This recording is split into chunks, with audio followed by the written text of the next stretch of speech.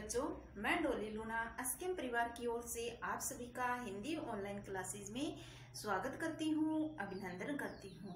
तो प्यारे बच्चों, हमारा पाठ संख्या 1 चल रहा था मीकू खरगोश। तो हम उसका रिवीजन कर रहे थे। तो आज हम रिवीजन में माई ऑब्जर्वेशन के जो MCQs हैं उनको करने जा रहे हैं। तो चलिए स्टार्ट करते हैं। माई ऑब्जर्वेशन बुक में आपके जो MCQs क्वेश्चन हैं उनको हम आज रिवाइज करेंगे, ओके। क्योंकि चैप्टर फर्स्ट जो है आपका प्री मिड टर्म फर्स्ट जो टेस्ट होगा उसका सिलेबस रहेगा, ठीक है, चैप्टर फर्स्ट, ओके स्टूडेंट। तो चलिए स्टार्ट करते हैं। करना क्या है इसमें, उचित विकल्प पर सही यानी टिक का चिन्ह लगाइए।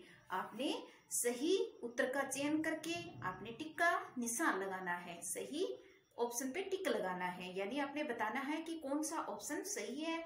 आपको क्वेश्चन में 3 ऑप्शन मिलेंगे, 3 में से एक सही आंसर होगा तो आपको एक को सिलेक्ट करना है, ठीक है। तो चलिए देखते हैं पहला प्रश्न क्या है। तो ये रहा पहला प्रश्न आपके सामने। मीकू बहुत ही था। मीकू बहुत ही था, क्या था मीकू? बहुत ही था, शरारती, भोला या फिर कमजोर? यस बताइए, शरारती था या भोला था या कमजोर था? यस, तो मीकू क्या था? शरारती था। तो हम इसमें सही आंसर को सिलेक्ट करेंगे, सही आंसर होगा हमारा शरारती। तो हमारा प्रश्न का उत्तर क्या हुआ? मीकू बहुत ही शरारती था। यहाँ खाली जगह में क्या आएगा? शरारती, ठीक है। ये शब्द हम यहाँ लिखेंगे, ठीक है। अगला प्रश्न देखिए। अगला प्रश्न है, तालाब में कौन तेजी से इधर उधर घूम रही थी?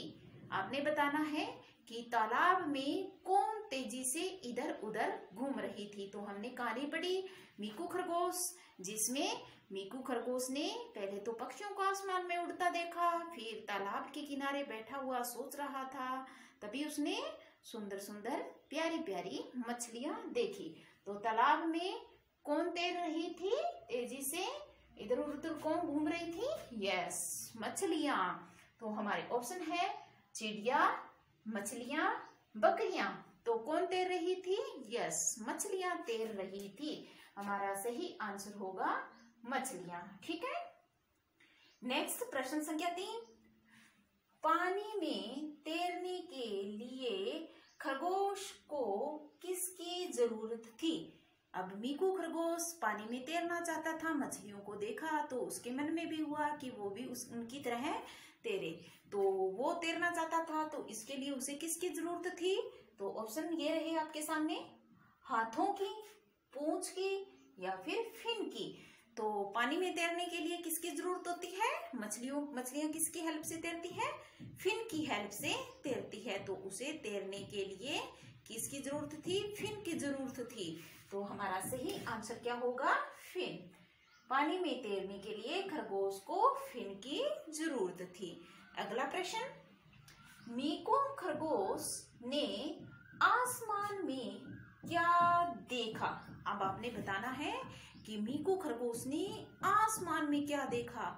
तो वो एक पेड़ के नीचे बैठा था आराम से और कुछ सोच रहा था, तभी उसे की नजर कहाँ गई? आसमान पे गई। तो आसमान में उसने क्या देखा? चिड़ियों का झुंड देखा, बहुत सारी उड़ती हुई चिड़ियों को देखा। तो मीकू खरगोश ने क्या देखा वहां? चिड़ियों का झुंड देखा। तो कौन सा होगा? चिड़ियों का झुंड, चांद या तारे? तो आसमान में क्या देखा उसने? चिड़ियों का झुंड देखा। ये हमारा सही आंसर होगा। तो यहाँ ये हमारे क्वेश्चन 1, 2, 3 और 4 कंप्लीट हो गए। अब हम क्वेश्चन नंबर 5 को करेंगे। क्वेश्चन नंबर 5 देखिए, छ, त्र, ज्ञ और श्र ये कैसे व्यंजन हैं? आपने बताना है कि जो छ, त्र, ज्ञ और श्र है ये कैसे व्यंजन है? अन्य व्यंजन, संयुक्त व्यंजन, अयोगवा है। तो आपने इसमें से एक आंसर को सिलेक्ट करना है कि ये अन्य व्यंजन है या संयुक्त व्यंजन है या अयोग व है। तो अन्य ये जो छ, त्र, ज्ञ और श्र जो है हमारे संयुक्त व्यंजन है, यानी कि हमने रीड किया था ना कि दो व्यंजनों के मेल से बने हुए व्यंजनों को क्या कहती हैं? संयुक्त व्यंजन कहती हैं, जिनकी संख्या कितनी है? 4। कौन कौन से? छ, त्र, ज्ञ और श्र, ये हमारे संयुक्त व्यंजन है। ठीक है। अगला प्रश्न, अनुस्वार, अनुनासिक, विसर्ग, ये तीनों क्या है? अनुस्वार यानी जो बिंदी वाले शब्द होते हैं ना, आपको मैं बताऊं, जैसे ये बिंदी वाले शब्द हैं, जैसे हमने लिखा कंगन, तो ये हमारा क्या हुआ? अनुस्वार हुआ। अनुनासिक यानी चांद, जैसे हमने लिखा चांद, चंद्र बिंदु वाले जो शब्द होते हैं वो अनुनासिक कहलाते हैं। विसर्ग यानी जहां दो बिंदियों का प्रयोग किया जाता है वो विसर्ग कहलाते हैं। शब्द के जो व्यंजन के बाद में दो बिंदी का प्रयोग किया जाता है वो विसर्ग कहलाते हैं। तो यहाँ ये पूछ रहा है प्रश्न में कि अनुस्वार, अनुनासिक और विसर्ग ये तीनों क्या है? आपने बताना है कि इनको क्या कहते हैं हिंदी में। अन्य व्यंजन कहते हैं, संयुक्त व्यंजन कहते हैं या अयोग व है कहते हैं। तो इन्हें क्या कहा जाता है? अयोग व कहा जाता है। किनको? अनुस्वार, अनुनासिक और विसर्ग को क्या कहा जाता है? अयोग व कहा जाता है। ओके। नेक्स्ट क्वेश्चन नंबर 7, जो जमा य जमा अ यानी जय धन य धन अ के जोड़ने पर हमें कौन सा संयुक्त व्यंजन प्राप्त होता होगा? तो आपने बताना है कि जय, आधा जय और य और ए को जोड़ने पर हमें कौन सा संयुक्त व्यंजन प्राप्त होगा वो हमें बताना है।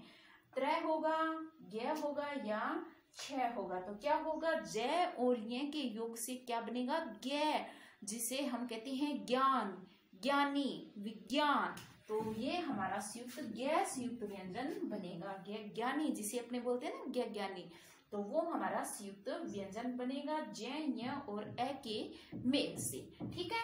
अगला प्रश्न है प्रश्न संख्या 8, विसर्ग का सही चिन्ह क्या है?